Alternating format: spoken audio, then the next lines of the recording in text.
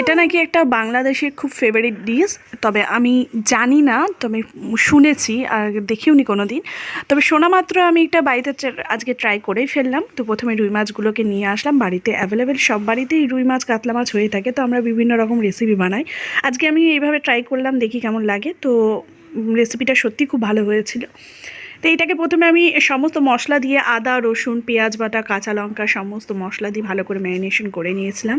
তার মধ্যে একটু ধনে গুঁড়ো জিরের গুঁড়ো লাল লঙ্কার গুঁড়ো ব্ল্যাক পেপার সল্ট, যেটা সেটা আপনারা একটু বুঝে দিয়ে দেবেন, যেহেতু নুন হলুদ আগেই মাখা ছিল। তারপর সেটাকে ভালো করে কড়াইয়ের মধ্যে দিয়ে দিলাম। এটা কিন্তু একদম ভাপে হবে, যেটা আমরা ইলিশ মাছ রান্না করি ভাপে, আমি এটাকে পুরো ঢেকে ঢেকে রান্না করেছিলাম। আস্তে আস্তে করে মাছটাকে উল্টে পাল্টে দিতে হবে।